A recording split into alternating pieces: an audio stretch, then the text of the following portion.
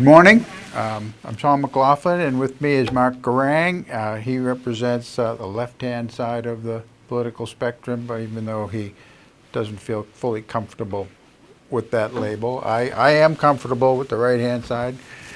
This is August the 1st, and it's Wednesday, and we're going to talk about the issues of the day. Welcome back, Mark. Thanks, Tom. Good morning, and thanks for having me back. Sure. For my monthly visit. Yes, yes. We have something to begin with here. Our producer gave to us. Neither of us has seen this. A federal judge in Seattle issued a temporary restraining order Tuesday to stop the release of blueprints for making untraceable and undetectable 3D printed plastic guns, including AR-15 style assault rifles. The blueprints were designed by Texas-based company Defense Distributed. The restraining order stops a State Department agreement in late June that allowed Defense Distributed to offer the downloads. What are your thoughts on the matter and 3D printed firearms being available to the general public? Want me to start? Sure, go ahead. Well, I saw a demonstration of 3D printers some years ago at USM. Was astonished at what they were capable of doing, and that they were printing in plastic, the ones they had there, but they said they could print in various certain metals. Mm-hmm. Said they could print even in organic matter and create human organs, mm-hmm.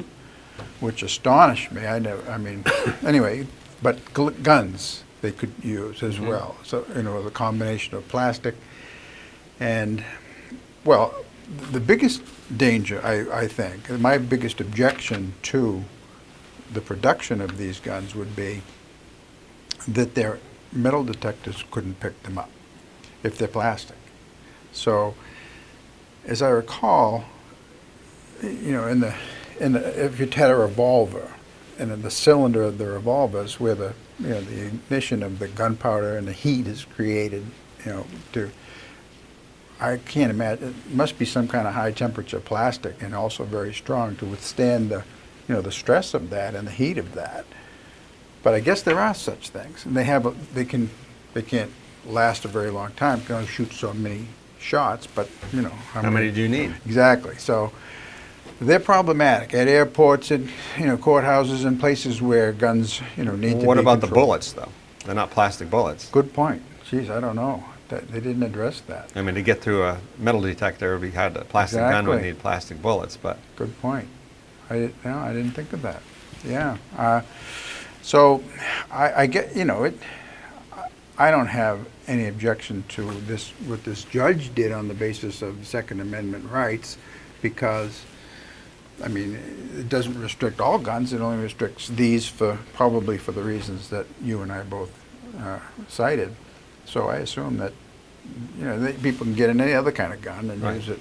So that's not a problem. So good. Yeah. I'm okay with the restraining order. Yeah, it's. I think the issue. One is that I think it's not illegal to get gun parts now. Yeah. So you can get gun parts and put a gun together. Yeah. And I think it's just one of those untold stories, because in the short run, whether there's a restraining order or not, I'm not sure what the principle is. But regardless, even if there wasn't an order, there's just not very many people practically in the next few years are going to have 3D printers. So I think as a practical matter, it's a little bit of a non-issue. It's just a very sophisticated piece of equipment. So, and I agree with you. I guess our instincts is that it's not a really Second Amendment huge issue. I think in the long term, it's sort of like a lot of things with technology, that the technology will outstrip laws that govern it. Whether it's abortion, and I'm not trying to get into abortion debate, but the medicine or the procedures will be in 10, 15, 5 years, 1 year, and I know there are procedures now like morning after pills and things, but you don't have to. Women won't have to go to their doctors; it'll just be detected within 6 hours. I don't know, but I think all of a sudden the laws that govern those things sort of get superseded by the technology. Up. Yeah. You can't control it. So I think that's what, and so in years in the future, I think that's kind of the issue with the plastic guns and 3D printers. When everybody has a 3D printer in on your desk, like we have laser printers now, who's going to stop it? How can you control it? right.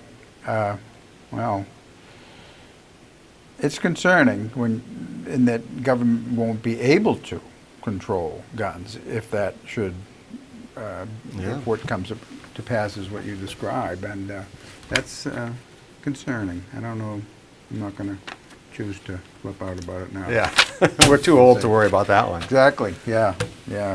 So what's on your mind? To worry about. What's on my mind? Well, I will mention one thing about that. That I saw something in passing yesterday about President Trump was not sure he would rule against this, afraid of NRA and Second Amendment peoples losing their support. So it was controversial. So that evidently then the federal judge did issue this because no one else seemed to be dealing with it. So, okay. Speaking of our president, saw that his approval rating is 4 points higher than Obama's was at the same point in his presidency. That surprised me. Rasmussen poll. So I'm surprised that Obama's was so low at that time. I don't remember, his approval ratings being down, in only his second year. But then media wasn't after him much. I mean, the way it is after Trump. And it was, the media is always after every president in the same way, Tom. We've had this discussion before. Bill Clinton didn't get a free ride. All the presidents hate the media. And it's only this president that is so divisive about the media, which is dangerous. It's a dangerous thing. I heard this morning on TV that there was a Republican candidate, somebody in the South primary, and somebody in the audience asked him if he agreed with Trump, and this person was saying it from the point of view that he agreed with it, about banning CNN. I mean, this is what it's come down. Did you hear the outtakes from the Florida rally yesterday? I mean, how about they were attacking? I didn't. No. Well, he was just whipping up I don't know about the Rasmussen poll, but one analysis that he's just getting more extreme at his rallies. It's always about lock up Hillary.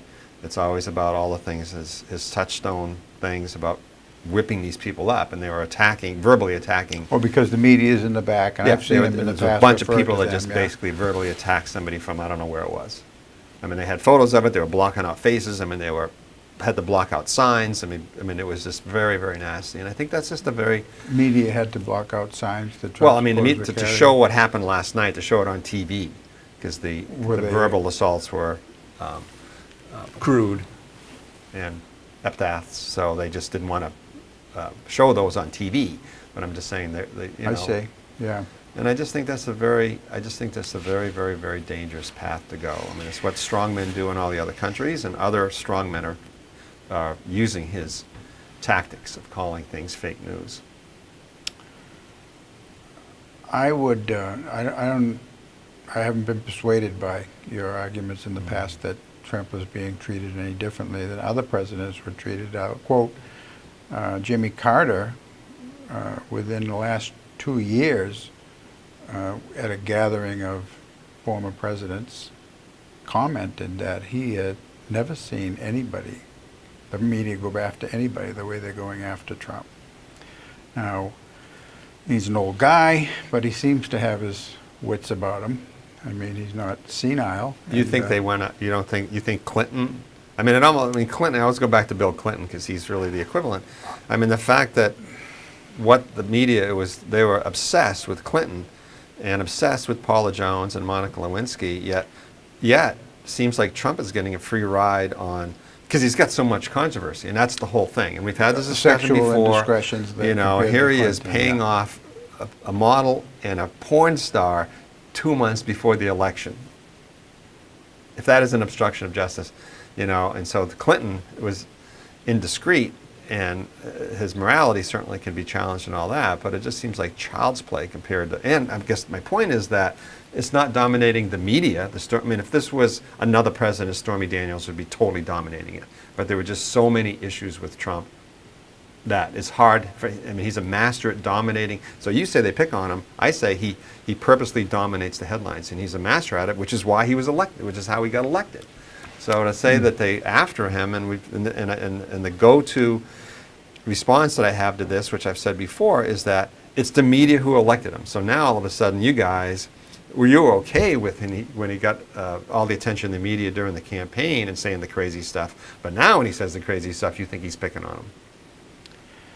Well, Clinton, you have a fair point when you compare Clinton's sexual indiscretions with Trump's, which are at least equivalent. Maybe Trump's are greater, although Trump seems to have been, his sexual indiscretion seems to be, not all of them. I mean, when he was just before the election, 7 women came out and claimed that they unwanted gropings and so forth, and Bill personally knew, our producer personally knew one of the women, had gone to college with her, and said she was quite credible, and so he was very from Bill Trump. I mean, from Trump. From Trump, Really? yeah. So that, I mean, so I guess they are just as bad at least. Well, and media reaction. But just interject. When you say just as bad at least, but the difference between Bill Clinton and Trump is that Trump paid them off just before the election. Well, okay, actual money. Yeah, it looks like that's like what real he did. money. Yes, right. Whereas Bill Clinton had Vernon Jordan get a job for Monica Lewinsky with some cosmetics firm in New York to get her out of town, and so I mean, they both did things to try and avoid publicity, that was unfavorable. Yeah, so, but Bill did. I mean, Clinton.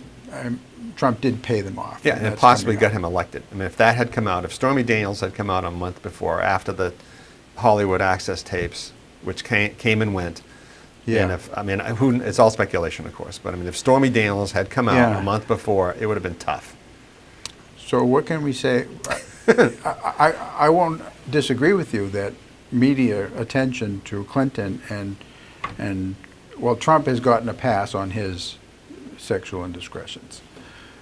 But maybe the country has changed, and it doesn't look at that as the same way it did. I mean, Kennedy did similar things, but the media ignored it. A different time. Right, different exactly. Time. Totally different time. It was, and then Clinton media did choose to focus on them, and he was no worse than Kennedy was, or probably Johnson, or maybe many other presidents in the past. But so that what changed was media felt as though they could deal with it, zero in on it, and publicize it. And maybe then the public was saturated with it. So what? Who cares what they do now? And Clinton survived the impeachment. And I don't think, you always give the media too much credit, like, they concentrate on it. They always go where the story is, and if it has traction, they follow the story. So the idea that they decided somehow, now we have different morality, so we're okay with Trump in his indiscretions, it just doesn't, frankly, it just doesn't ring true in media. I mean, that's not the way it works. The counter story is that it just doesn't have traction. One is because all the Republicans, and the conservatives, who drove the media, who did drive the story so much in Clinton, because they were righteous then, now somehow they're okay with it. Like, the people on the liberal side of things tend to be more accepting of those issues, right? I mean, we know that with Clinton, and certainly the Democrats were hypocritical, and I was not a supporter of Bill Clinton because of that, and I would criticize the women's groups who were supported him, and to me it was hypocrisy at its highest. Just the way it's incredibly hypocritical for the conservative evangelicals to accept Trump. So part of it is that it doesn't ring true with anybody. Well, one thing that popped in my mind while I was listening to you just now is that feminists, women's groups, gave Clinton a pass because he was pro-abortion. Yeah.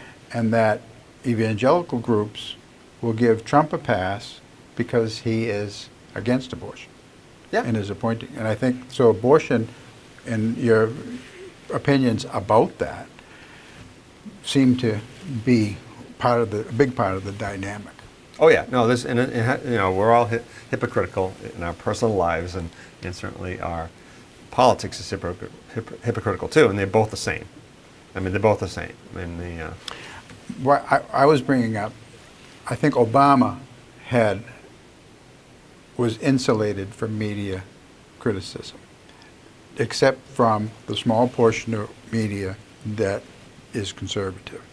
AM radio, Fox News, etc. They were on him all the time. But the rest of media, you know, the alphabet networks, the big city broadsheets, etc., they were pretty much hands off on various things. And now they even say that his administration was scandal free. Well, it was anything but that. I mean, they just didn't amplify the scandals. I mean, they pretty much covered them up. So, okay, that's your opinion. all right. So the trial of, what's his name? Manafort? Yeah, Paul Manafort.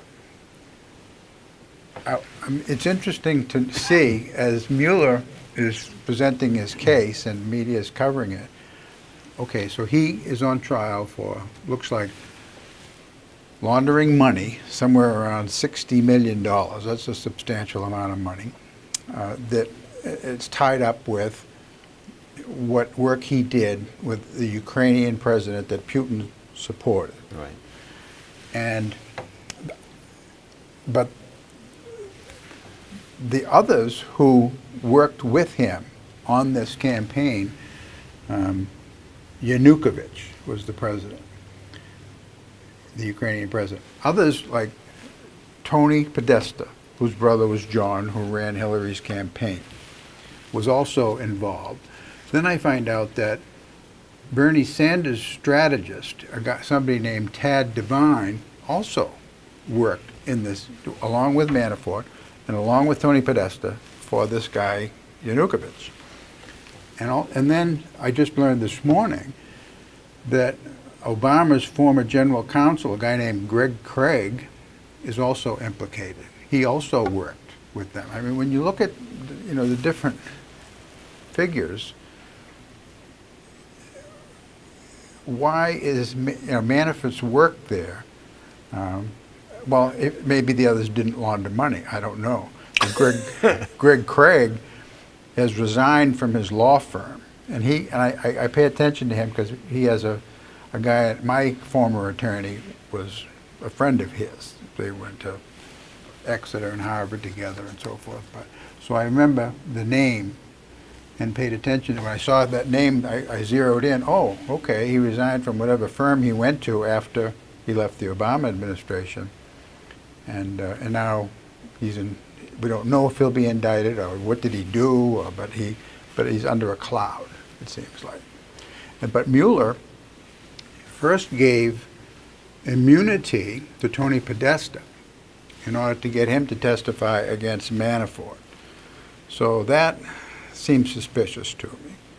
But then, today, along with this Greg Craig story, it looks like he's now referring Podesta's case to some other U.S. attorney. No, I don't know if it's a federal thing or not, but I don't know how immunity works. Maybe it was a limited immunity just for the cases of him working for Yanukovych. I don't know. But now I couldn't ascertain from the story if it was if he got immunity, how come he's now going to be investigated by some other law enforcement agency? And who else would it be but the feds, right? And what's your point?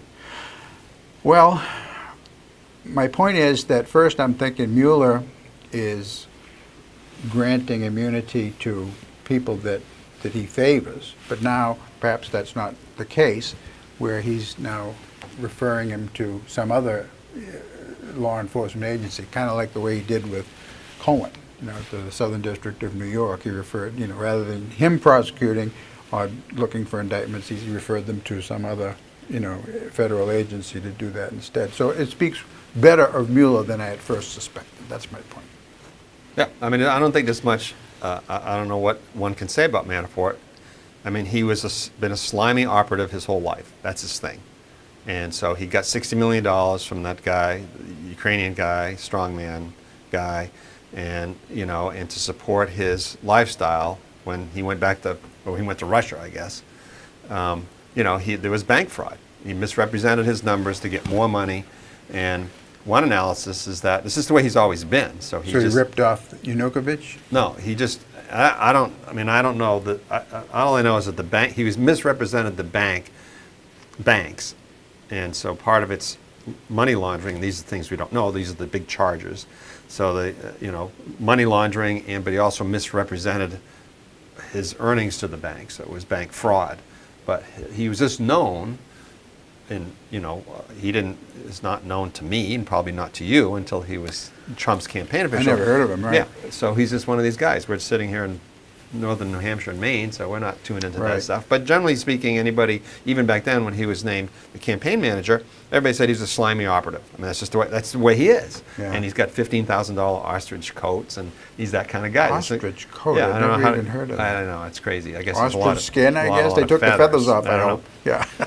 And, so he's just that kind of guy, and God bless him.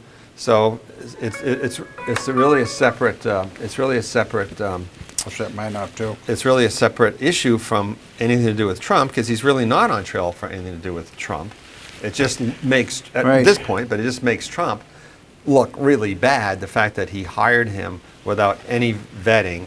And then Trump, of course, is trying to distance himself, but he needed the delegates. I mean, that was his skills. He could round up these delegates. So that, to me, is where it is right now. But I don't think anybody can defend Manafort in any way. Corey Lewandowski was the campaign manager prior to that. And when he won the nomination, that's when Manafort came on board. Right. And Manafort didn't last very long. So Lewandowski seems to have been a small-time operator, because maybe no one expected that Trump would get the traction that he did. And He, by the way, owned property in Berlin. Lewandowski did? Yeah. Uh-huh. He was a known slumlord.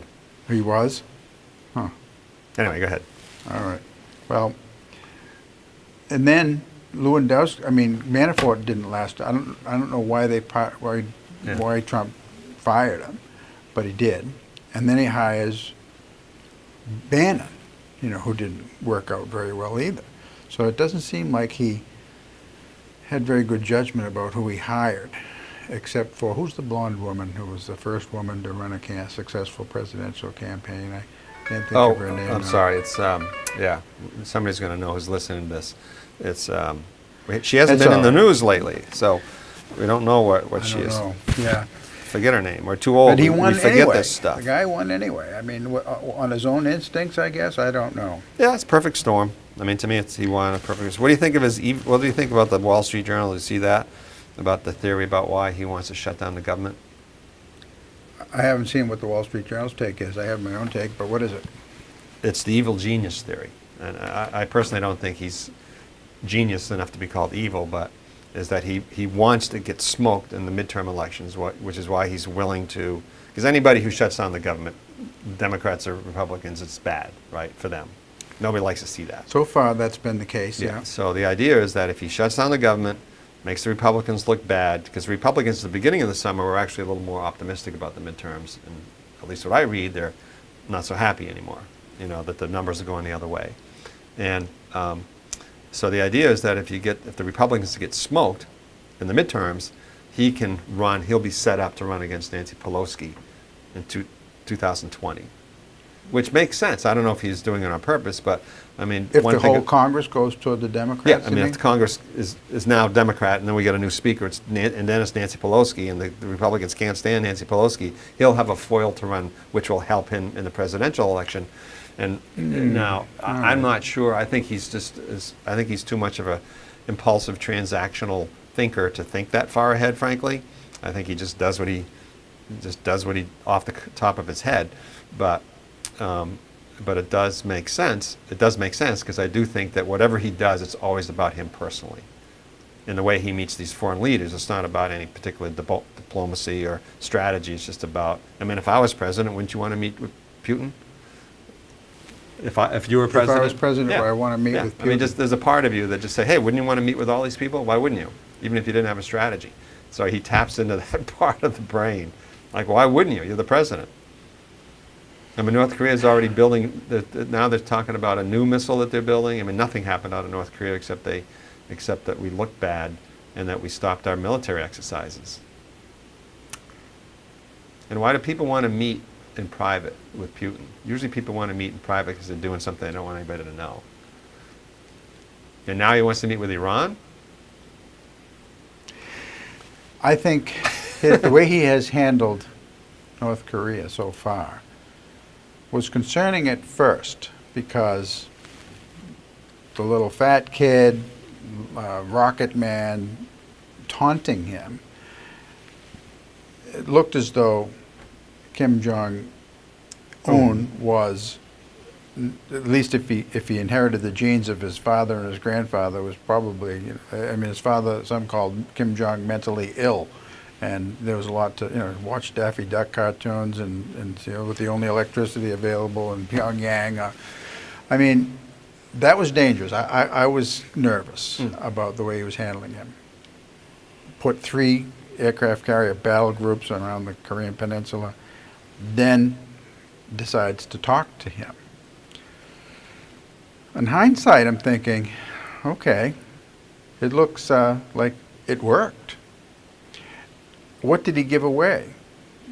We didn't build any nuclear power plants for him the way Clinton and George W. Bush did, and give him lots of money and trade concessions and give him food for starving people and help various other building projects in North Korea. We also got some hostages back. We got remains of... We always get hostages back, but go ahead.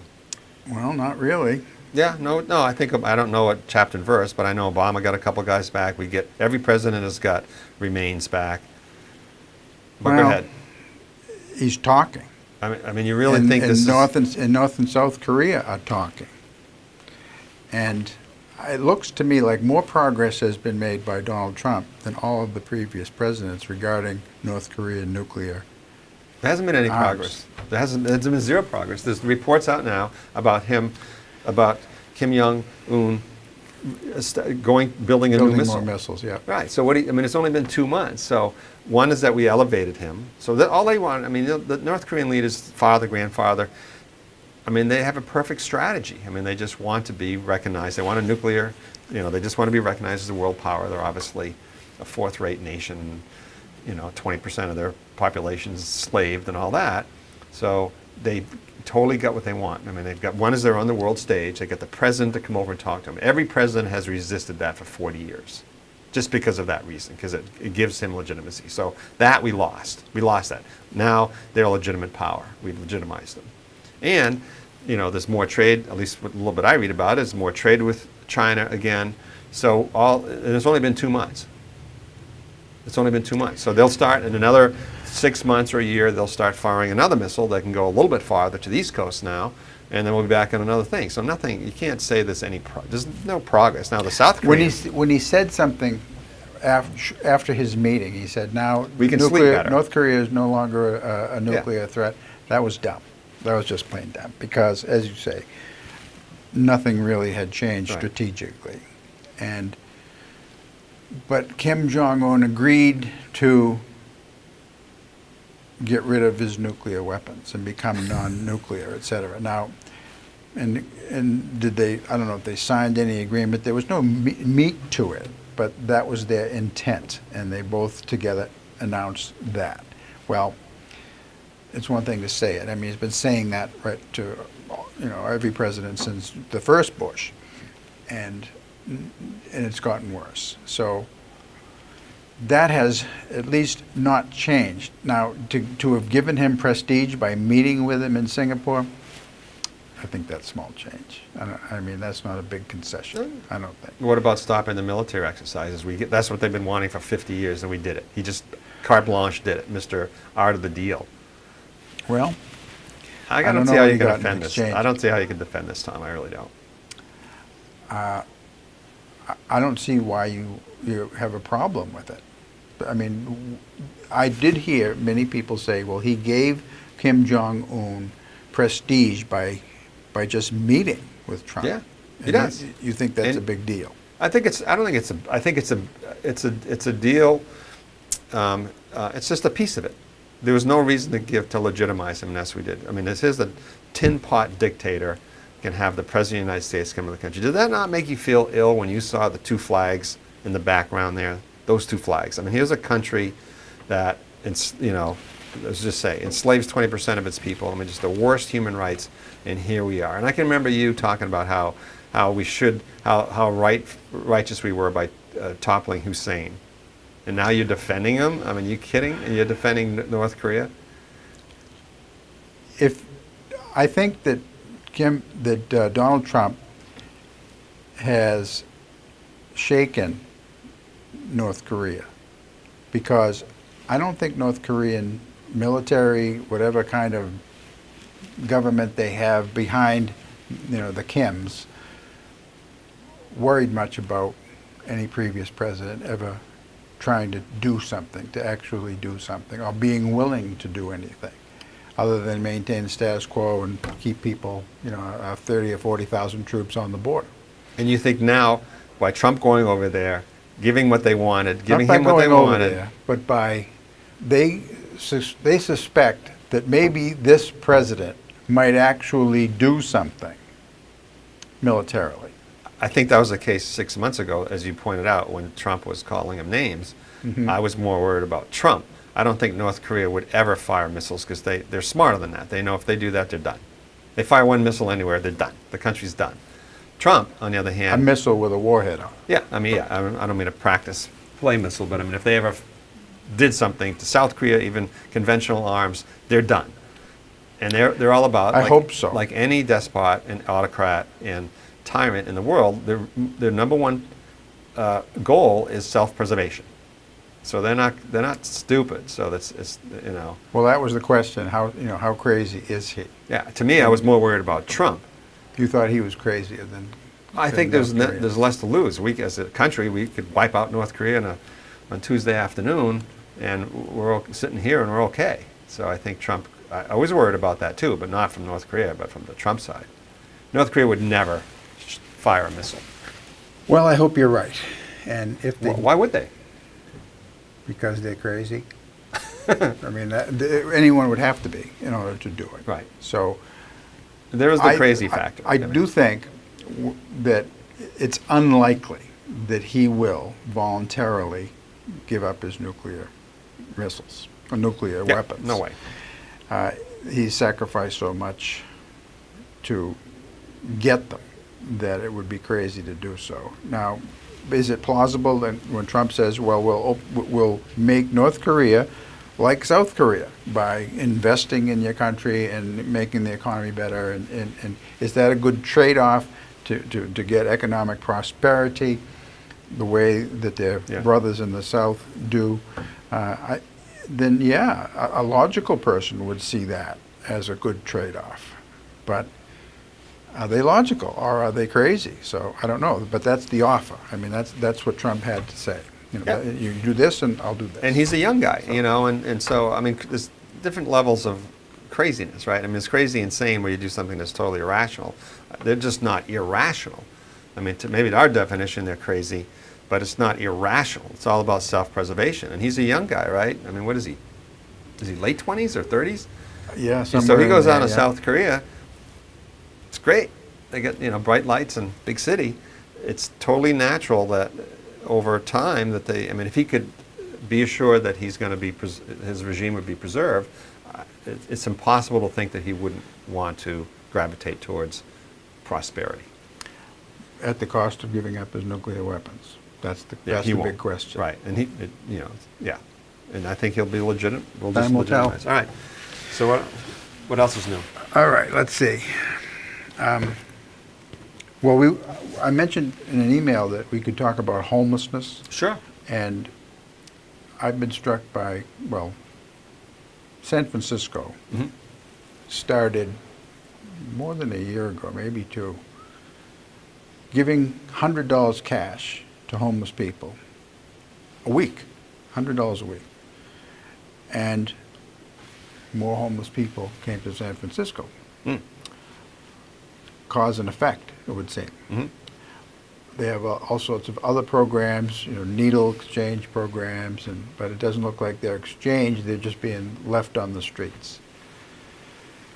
They did put up some kind of public urinals with no walls on them, so people could urinate in something, and the urine would be carried away.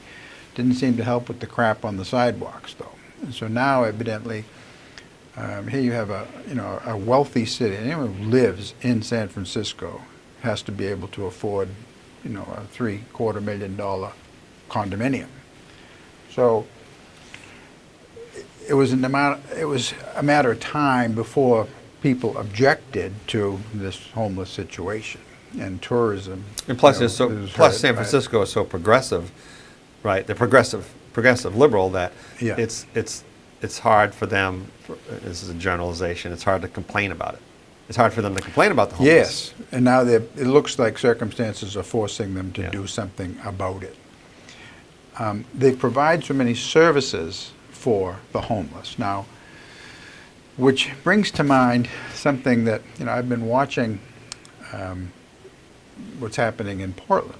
They provide a lot of services Yeah. for homeless people. Both public and private organizations do that. And Preble Street Resource Center Yeah. and homeless shelters and health clinics at Maine Med and so forth. And all of that is good up to a point. But has it gotten to where it become a draw for homeless people around the state? Yeah. City officials say that it is. So do we get a lot of homeless because there are services for homeless, or do we have services for homeless because we already have a lot of homeless? And is it the chicken or egg thing? And what is one causing the other? What's that dynamic? Well, you chicken and egg. I mean, I would agree with you that cities like Portland attract homeless because they have a lot of service. I'm not sure whether I don't know what's the chicken or an egg. I think that's just a direct line. But you're not suggesting that people become homeless or want to be homeless because they get services. You're not going that route. Well, I am suggesting that not exactly they want to become homeless. Well, are they homeless if they can get a shelter, they can get 3 hots at the Preble Street Resource Who would you Center. know that would Then do they that? can get a cot at the shelter. They can get medical care at the clinic at Now, Maine Med. you know a lot of people in your life can you think of one person who would trade their regular life in, have an apartment, have a house, have this, to do that? Only people who are mentally ill and or addicted. Right. And that population is a difficult population to deal with. Now, some recover and some don't. Why do some recover and why do others not? Most do not, but some do. Some turn their lives completely around. From being in the lowest of the low, they turn them right around. Why does that happen? Is it fear of becoming actually homeless and freezing under a bridge, dying of an overdose of one thing or another, seeing that happen to others that they associated with, and deciding that I want to live, so therefore now I realize that I have to stop doing these self-destructive things and summon the strength to actually do that. It looks like it's some combination of those factors that cause people to change. And so those who deal with people, the addicted, how much do you help them? And how much do you use a tough love approach and say, I'm not going to help you anymore, you're on your own, and sink or swim? And now that happens within families of dealing with the addicted. What's the right thing to do? And you try both. You try as many things as you can. But now we're looking at organizations, like the United Fund or a government organization like the City of Portland and the State of Maine, the City of San Francisco. And I think the efforts are well-intentioned, but how much of it helps? And it's, do you enable it? And that's, I mean, if you look at organizations that treat addiction, they'll say you don't, try not to enable it. Well, what's that? Feeding them, giving them a place to stay, is that enabling them to continue with their addictive behavior? So that's my question. And now, City of Portland is looking at moving their homeless shelter to the outskirts. The Preble Street one? Yeah, no, the homeless shelter, that is the place where they would go and sleep. Oh, where's that? Well, now it's somewhere in Bayside. In Okay. India Street, perhaps? Oh, on India Street? That's not on you mean by Munroy Hill? Yeah. Okay, yeah. Okay. And now they're looking at moving it to the Barron Center, which is out further on the way to Westbrook. I think it's Brighton Yeah. Avenue. Well, probably that property where they are is has become very valuable. It's on India Street, right? That's where the needle exchange place is, and Probably there. Yeah. I don't know exactly where Yeah. the shelter is, but it's somewhere in that region. There's a homeless shelter, and it has something like 100 or 200 beds. And it's only at night. I mean, you can, here you go, and you have to sleep on a cot next to, 2 or 3 feet away from somebody else on a cot, and, you can take a shower, but, where do you put your clothes or your backpack? In the meantime, might get ripped off. There's all sorts of issues, having to do with that. But Bayside, you have stabbings, you have shootings, you have, the situation seems to be coming to a head now. I mean, it's getting worse. What they're doing now seems to be, is either not helping and the problem itself is getting worse, or what they're doing is causing it to get worse. And that's really what I'm proposing. I don't know the answer to that, I think. but I'm willing to look at it. All right, so I think, a couple points. One, I think there are no absolutes in this world, so there are probably some people taking advantage of that, But by and large, because you said by email you're going to do this, I Googled it, and 25% of the people have severe mental issues.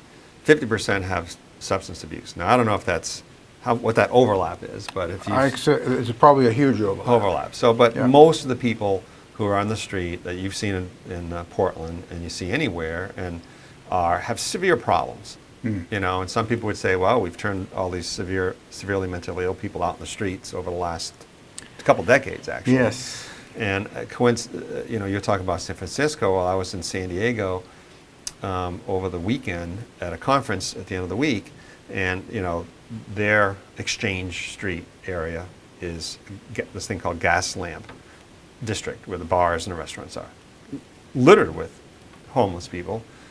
Who wouldn't want to be in San Diego, right? I mean, it's got the best weather in the world, and it's all downtown, and and it's a very nice area, and they have new hotels, and they have the Petco ballpark. I don't know if you're a baseball fan, but San Diego, the Padres play there. It is the nicest. They got palm trees in the lobby. It makes, it's so different than going to Fenway. But anyway, it's definitely Southern California-ish. But, so I just think it's an intractable problem. What San Diego has done, one thing is they've built these 300-man person tents for homeless. And and I think it's not a case of whether it's enabling, it's all that. It's just a huge tragedy and a huge problem, and who knows what. And I don't even know how you solve it. I think everybody's trying different things. I mean, it's the old healthcare thing.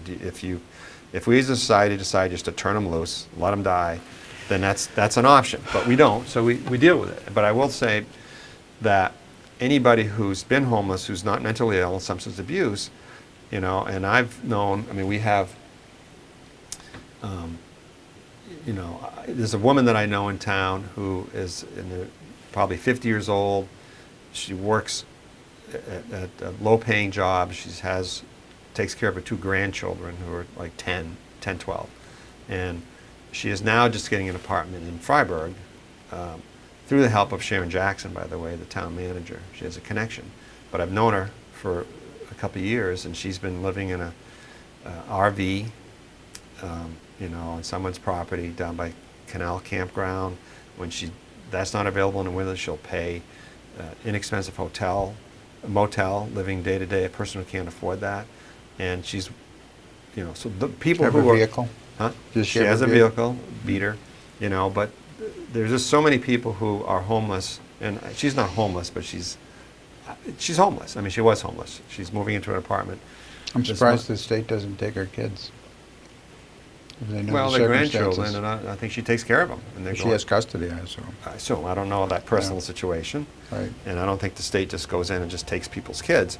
But, and they're well cared for, and she's very responsible. I guess my point is I just think there's a whole bunch of homeless people. The people who are homeless that their lives aren't out of control don't want to be homeless. Like, nobody wants to be homeless. And I just think it's going down the wrong path to say that by offering these services of getting 3 hots somehow is encouraging people. Nobody who's not drug-addled or has severe mental issues wants to be in that situation. Maybe a few people, I mean, who knows. But I think it's just the wrong intellectual path and problem-solving path to go down. Nobody wants to be there. As I told you in the past, I volunteer at the Cumberland County Jail Yeah. once a week. And, there's 85 guys on a pod, and there's a Bible study. The CO announces it, and sometimes 15 guys come in there, sometimes 3 guys come in there, and I never know who's going to come in week to week. Of the ones who choose to come in there, that would be a select group from the 85 total people on that pod. But when the conversation sometimes comes around to, addiction, and I'll ask, how many of you have addiction problems? Nearly every hand goes up. Oh, yeah. And then when they talk about, well, I'm out in 3 weeks, or I'm out in 3 months, and I'm afraid of getting out because I'm going to go back to doing what they're doing. Now, these are people who they're there so they're sober. Now, Right. some of them might get some medication, antidepressants or something for bipolar disease, but they seem quite normal. I mean, they're balanced, and whatever addiction they had, they've kicked it, and now they like the way they are in there. They're afraid of getting out, and now I've been there over 2 years, so I'm starting to see. They got out, now they're back again. Yeah. Oh, hi, Yeah. I screwed up and whatever, and so it causes me to think, well, I mean, what you alluded to earlier, which is we used to have mental health facilities that were non-voluntary. I mean, Right. it was easy to commit someone Right. than it is now. It's nearly impossible to commit someone, and if you can do it, it's only for 5 days. Yeah. And judges usually then say, well, you're no longer a danger to yourself. Well, because you've been in this place for 5 days and now you're acting normal, but as soon as you get back on the street, the pattern repeats. Big civil rights issue. It is. And so I used to work in a place like that also. When I was in college, when I was an undergrad, I worked at a place, Tewksbury State Hospital, and they had a ward for drunks from the city of Boston, and they'd come in. It was a 30-day dry-out period, and so they had to stay in that hospital. They could only wear pajamas and a bathrobe, so they couldn't easily run, and slippers, so they couldn't easily run away, especially in winter. And if they did, the cops would see, oh, it's a guy in a bathrobe, and bring him back to the hospital. So that was for their own good. These people. Now, after 30 days, they went back on the streets. Then they were back again, and I worked there for 2.5 years as well. So I saw them come, back. So I've watched this, and that was in the 70s, and now here we are 40 years later. And in the meantime, these facilities have closed down, places like Tewksbury Hospital, or that particular ward at Tewksbury Hospital, and the manner of treating. But now it looks like maybe some of those things we used to do were more effective than what we're doing now, which is nothing, almost nothing. Right. And jails now are becoming holding pens for this population that we used to, force into treatment. And forcing them into treatment was probably more humane than keeping them at county jails or even at prisons. Yeah. No, it's an interesting, our society has developed, I mean, in a world of have-nots. I mean, crime rate, as we know, and around the country is just very low, except among certain populations and areas, right? I mean, we've really progressed. I mean, we're an enlightened group of people as a whole. I mean, it's not rough as it was. I mean, one thing that struck me in San Diego which is true for everywhere, is that, they were saying that gas lamp district used to be rougher than heck. It was where the sailors came down in World War II and all that stuff. But, as you know, middle of Boston was a combat zone. It was when I was in college. We used to go there, Yeah. and we were scared to death, but it was, it had the other part of it. And so it's amazing how we've progressed as a country. And so we have this huge justice system that's geared up for putting people in jail. And you're right. And I think both sides of the aisle really are reform-minded that way. But pretty much everybody in jail, in prison, has got serious issues. I mean, mostly drug issues. I mean, the county jail here, it always comes back to substance abuse. And it's just part of our society, but it's a tough one. It is. Well, we didn't solve that. Yeah. Number 2. We must be getting close. It's 10 past. On Tuesday, Facebook removed 32 pages and accounts from Facebook and Instagram, citing coordinated and inauthentic behavior, quote unquote, designed to create political and social division and spread misinformation within the United States. Have you ever been fooled by misleading or false posts on social media? No. I can't think of an example. I'm not sure that question resonates in terms of knowing. There's just a lot of stuff out there. I heard this morning that it's 32 accounts, and so the numbers get kind of meaningless, but, Facebook's hiring like 10,000 people to help monitor these things. 10,000 people. That's unbelievable. And they say that, I heard this morning that That's a lot of people. That's a lot of people. They take 1 million, it's kind of like stopping that one, the one terrorist. We stop terrorists all the time, but we have to have 100%. Like TIA at the airports, you mean? Yeah. Uh-huh. And which I don't even understand why it's so different every airport you go into. But you can take your computer out, put your stuff in the bag, put it in the bowl. Take your shoes off, don't take your shoes off. Whatever. But they were saying this morning on the news that Facebook takes 1 million false accounts off a week. It's so. How do you even control? How do you even control it? Who decides? It's really fascinating. I have never been fooled that I know of, but I'm not on social media much. Right. I post my column on Facebook, and once a week, and occasionally somebody will say, "Oh, one of my daughters posted something," and so go look at this photograph, and I'll go on and look at that. And I don't take the time to know how to. All these people ask to be friends, and so I end up with 600 something friends, and I don't even know what these people look like. Yeah. And then I'm finding out about what they're doing with their grandchildren, and I don't want to know, and I don't know how to change it. So I just don't go on. Yeah. Is the point. But a lot of people do, and they keep in touch with others, and it's probably a good thing. But I guess I would just say, let the buyer beware and watch out and use common sense. And if it seems hokey to you, it probably is. Yeah, it's a tough one. To me, there's more. As a newspaper person, it's digital has really hurt newspapers, of course. But I do think more information is always better. But it comes with a price, because the quality of that information. So it's an ongoing struggle. I think it's good that Facebook is recognizing taking some responsibility for it, because they really are benefiting by it. Like when they have the crazy, the blatantly false conspiratorial websites, they're selling ads on that, so they make money. So I do think there should be some responsibility with that. But it's sort of like going back to the 3D guns, is that now you get these false videos. It's one thing to Photoshop your face next to Kim Jong-il, right? But now the technology is such that you get these videos, and so Yeah. the news, it's going to be more and more difficult to know what's right and That's what's true and potentially not. dangerous.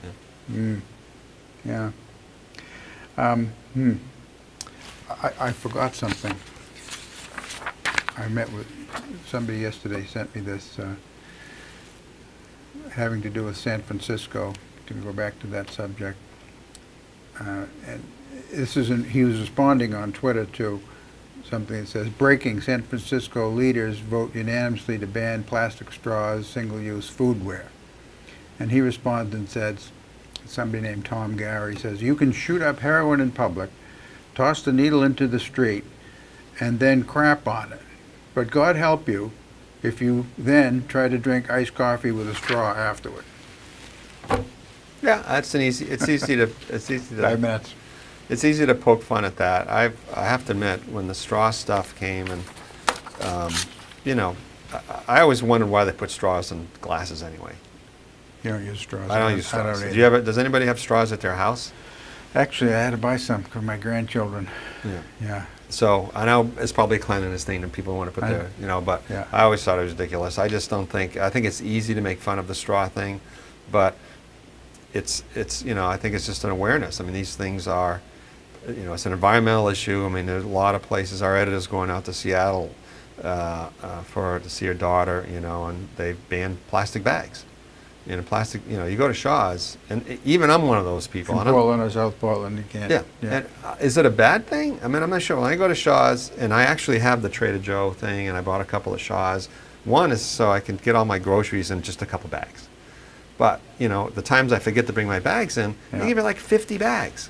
I mean, is it like they put the eggs they're in a one nickel a bag, and they piece. put this bag, Yeah. everything's in a separate bag, and you get Yeah. all these crazy bags. And so, Yeah. is it really that bad? I mean, it's easy for you guys to make fun of that stuff, but, I just don't think, I think it's easy to do that, so I'll leave it at that. But we don't need straws. We don't need straws. It's ridiculous. I don't use them. I won't miss them. Yeah. All right. We don't have much time left. The Supreme Court rulings recently, I guess we've had them all, but one of them in particular having to do with public employee unions. Did we discuss this No. before when you were No. here? And like SAD 72, where I used to work, for example, they would take out union dues for, out of my paycheck. Well, when I realized where my union dues were going to Right. organizations I disagreed with, I left the union.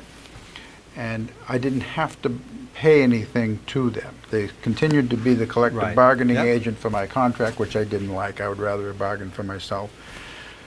But that's the price of working there. But many other places, even teachers would continue to have to pay most of what they had been paying as full union dues to the union as payment for their collective bargaining efforts. Mm-hmm. And much of that went to the Democrat Party candidates and causes and Yep. other left-wing causes. And so a substantial amount of the money, probably 10 years, this is an old statistic, but the Democrat Party got most of its revenue from teachers' unions, the AFT and the NEA, American Federation of Teachers National Education Association, and state affiliates. And so this is going to be huge, the choke probably is going to be happening in this next election. They won't be able to get the money. We only got one minute left, so you can comment on that if you. Well, if you the wish. ruling was what? That it disconnected. You don't have to.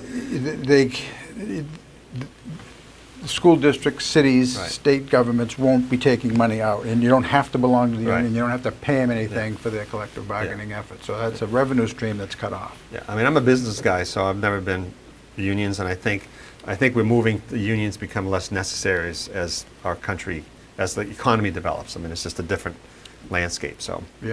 Yeah, I think you're right. Yeah, there'd be less need for them, especially public employee unions. And the guy in the picture behind you, Franklin Roosevelt, couldn't imagine, the need for public employee unions, and they didn't exist at the time that he was president. He supported other unions, in private industry, and there probably was a need for them at the time. I'll grant, but as we become more prosperous and enlightened, and we have other enlightened. we have OSHA, we have other rules to protect workers. I mean, back in Henry Ford's day, when certainly there was a need for unions. I think that's the case. Coal miners in the old days. There's less et cetera, need for that. Less need for that, I particularly agree. with the public. And the public is always the public unions are always the last vestige of anything because it's a bureaucracy and it's inefficient and all that. I mean, the rest of the economy has moved on because it's had to face economic pressures. Well, we agree on that. Yeah, we do, absolutely. All right, Tom. All right.